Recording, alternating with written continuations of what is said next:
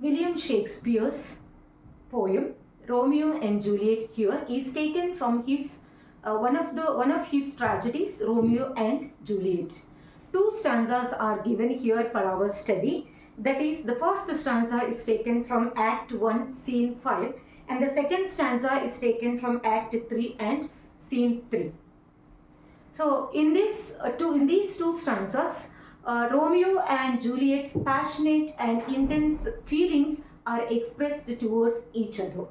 And so, these two people, that is Romeo and Juliet, both live in the beautiful city that is Verona, and they both belong to the rival families. That is, Romeo belongs to the family Montagues and Juliet belongs to the family Capulets. And these two are the rival families in Verona.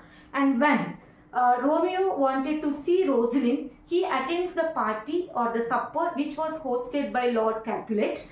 Since he belongs to the rival family, he did not have entry. So in disguise, he wanted to attend to see Rosalind. So when he went there, he saw beautiful Juliet on the stage. And when he sees Juliet, he was admired by the beauty, or he was mesmerized by the beauty of the Juliet. And the first stanza here it starts. So he describes or glorifies the beauty of Juliet. He says that she teaches the torches to burn bright, since it is a supper and the place completely is decorated with the torches, and he feels that Juliet's beauty surpasses the brightness of those torches. Her beauty teaches the torches to burn bright, he says. And then in his extreme admiration, he uses two similes here to describe her beauty. That is, she is a rich jewel in an Ethiop's ear. A rich jewel, he mentions about Juliet. She is a rich jewel in an Ethiop's ear. Ethiopians, it is dark, and against the dark complexion, if a rich jewel places how bright it looks, in that night, Juliet also looks like that for him. And later he says that beauty too rich for use and for earth too dear. For earth too dear, that means it is so precious for this earth. He feels that Juliet is not someone who should be on this earth. She is something who is not supposed to be on this earth, such something divine, he says. That means immediately when he saw Juliet, he has got that divine feelings towards her, that she is very beautiful and she is a rich jewel in an Ethiop's ear. And then the second simile he uses, that she is a snowy dove trooping with crows.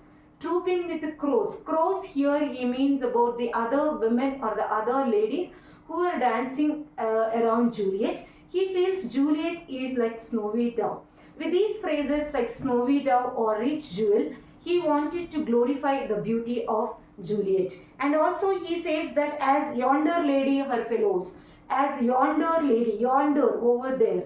So the lady over there here is Juliet itself. And then the measure is done. He decides to do something, what it is. Once the measure is done, it is the dance. So once the dance is done, he wanted to watch her place of stand, and he wanted to hold her hand, touch her hand, so that his rude hand would be blessed.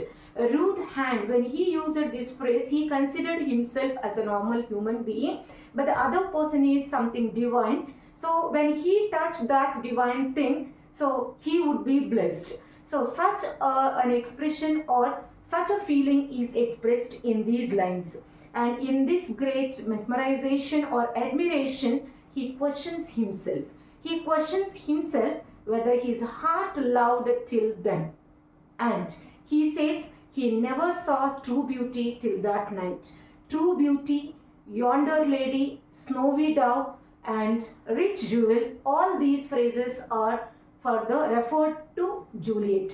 And the crows, so refer to the other women who were dancing along with Juliet. So with these lines, Romeo wanted to glorify the beauty of Juliet. When we come to the next stanza, that is Invocation to the Night, Juliet was eagerly waiting for the arrival of the night, because her Romeo comes to meet her in the night. So that is why she first invites the night. She invites the night, come night, And then come Romeo, you are a day in the night. Though it is a day, she is not feeling that it is a day. So when Romeo comes, even though it is night, for her it looks day. So she feels it as a day. So that is why she says that she invites the night, come night. And then she is sure that if night comes, Romeo comes. Come Romeo. And she says that you are the day in night. And then for thou will lie upon the wings of night. She assumes the night as a bird. The bird also here it is given whiter than new snow on a raven's back. Raven's back. Raven, a bird belongs to crow's family, something dark, and on that dark bird, if the new snow falls, how brighter it looks. In the same way, in that night, when Romeo comes, she feels like that. So she says that you will lie upon the wings of night, new snow on a raven's back.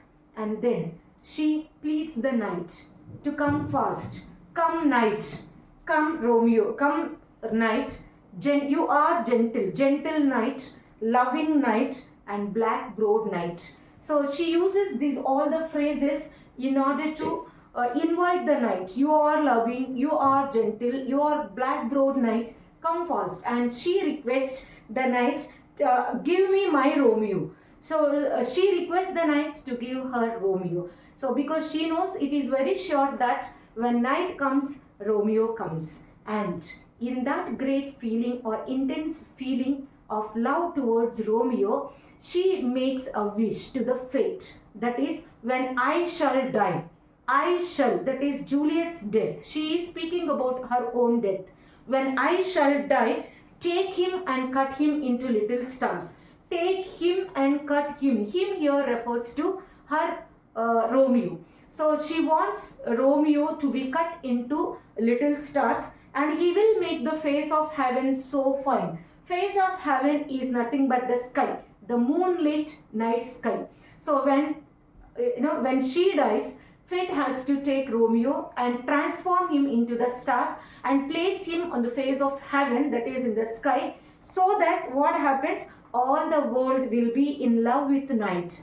So that the whole world will be in love with night, and everybody, people stop paying worship to the garish sun.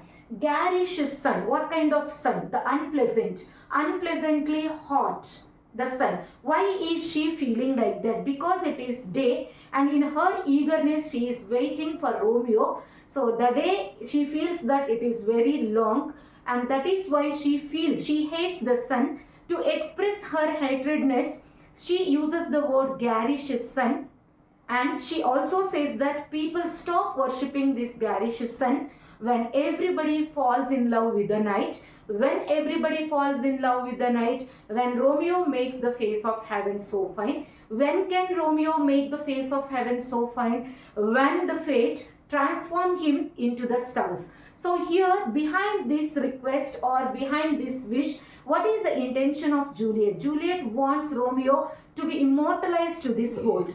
For her, she is a human being, and one or the other day she has to face the death. When she dies, he should not die, or he should not be like human. She wanted him to be immortalized. As a human being, it is not possible. That's why she requests the fate to take him or transform him into little stars, so that he will make the face of heaven so fine, so that everybody loves the night, fall in love with the night. And also she says people pay no worship to the garish sun. So in these two stanzas we could see very clearly the intense and passionate feeling of love towards each other, that is Romeo and Juliet's. So whose love is more passionate and intense, we cannot say that. Both of them are equally passionate and intense in their love. Romeo also here, he considered himself as a normal human being, and that is why he says that. So after the measure is done, he wanted to wash the place of stand, touch her hand, so that my rude hand would be blessed. With these phrases or in these lines, we could see that Romeo has given the great place, the divine place for Juliet in his heart, And at the same time here, when it comes to Juliet also, as a normal human being, she expects her death, but Romeo shouldn't be like that, should be immortalized to this world. So in these two stanzas, each Romeo and Juliet's feelings towards, implicit feelings towards each other are expressed.